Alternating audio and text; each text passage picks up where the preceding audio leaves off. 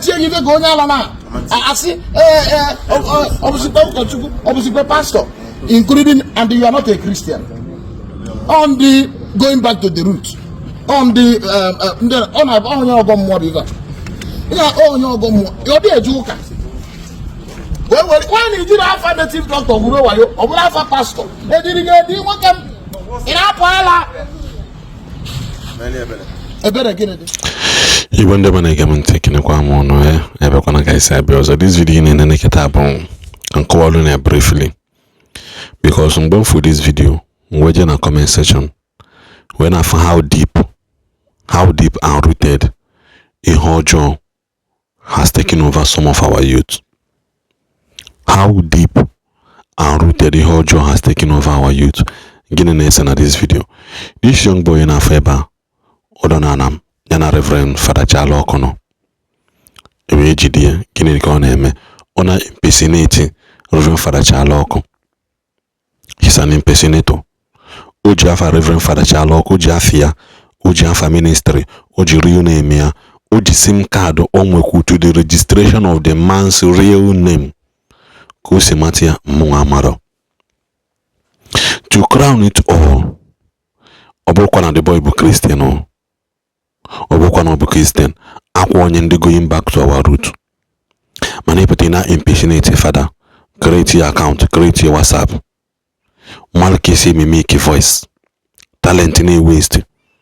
Sometimes say boy or second or PA. No call you over the Reverend Chaloko phone. Sometimes say boy second or Chaloko.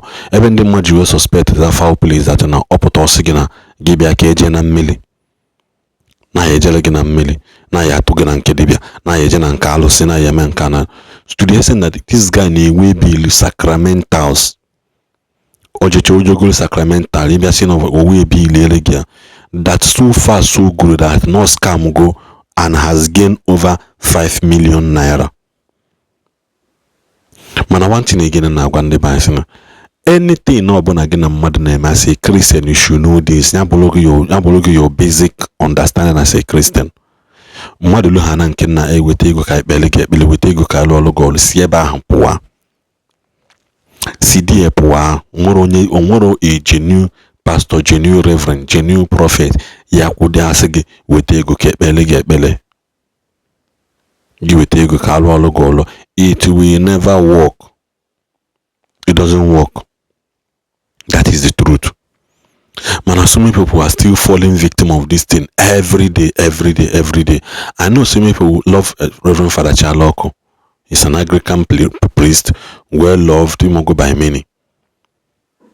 Man, how can a young boy now rooted with evil village yourself in a megidi batani. Then when he went to the comment section, get a kiyanafo. Father Rapiaka. No ego. Father, you Reverend Father. You don't have to buy on a social media. Father, amagola ni hunka togali ankoza ka amage. Father, akwe manunu born again. Father, at your kwaka. Father, must you post it on social media? Must you disgrace the boy? Why will you dehumanize the boy? Why jime yanka? Why jime menkoda? Umwede kwande potasi na this boy ni homele denjo. This one jenasi. Has it gotten to this level that some of us has been rooted with evil? That we now fail to acknowledge the fact that he had mother melody injo.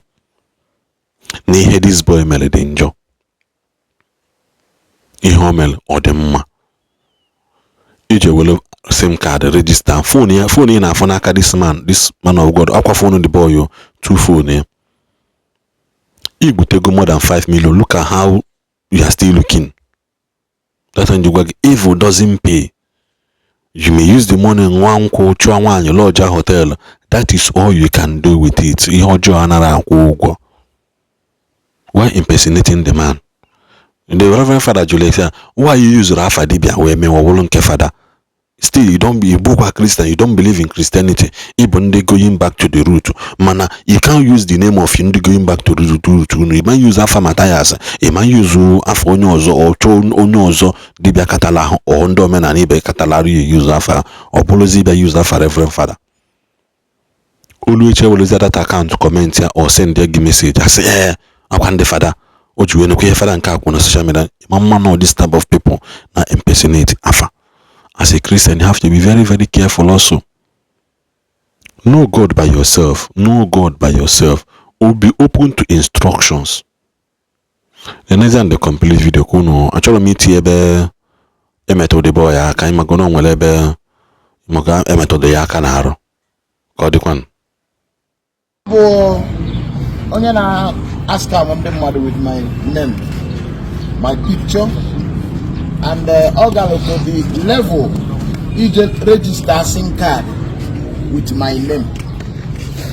That if you call him with what do you call it, true color, or my real name, he continue to scam people. Particular man, what if you even scam his community people? Get all this man. Ndi umolum. So now, I told him can do all that before the TV before I got a preach. I get him me. He walk at me for boo. It will no biggie. This is where they decide that he will my name. Now my family go and I have millions. What is your problem? Number one, can only lead into this kind of mess. Number two, when we for job maybe. Number three, you go and nande madego. You see you will that strategy. We better. When we wagon and not ego, we all. And to the level at the end, he even scam them. Oh no, you just have a baby. I mean, you go na chalo kuna miyo dibia. One dibia one of an about woman on social media. So I want you to tell the whole world. Jadi roti lu on you molum. Umolum the Anambra State. I am Igbo then. No, kusi okuike before nyame daria. I'm not pia kwa dare. Igbo then. Oyu molum, keba onu molum. Umebe. Umodu. Okay. Emogam savulu. Iwone savulu mgbe na agbo onye nkuzi ụka. Okay, maka asavu mo nukuto atdikin nu molum for 8 years. Ngwana kan jo onwe fo jo mmegu. Ina bia bereba.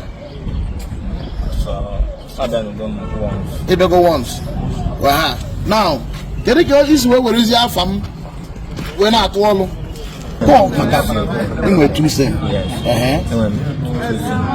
Please, I want to say this thing for the last time. Can you differ? For the last time. On that because this young man or the group of people that are destroying men of God on social media, using the name of innocent people to scam people. Look at these two phones. Receive that you will this a flame full box. I edit it in a picture. Where you will what's now my get it goes over there. Now my boy. My phone number. When I got to go before. Hello? Can you see this West neighbor boy? Hello? You were not families in the mother ego. Net very fair.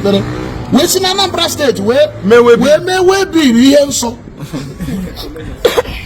So anyway, I don't even, but I blame some people believing something that is not biblical. I don't bless Jen. I don't go to net. I don't do anything all.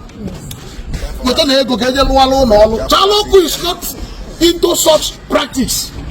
Anything that has to do with the miri, if I put the demonic, I'm not a party to that.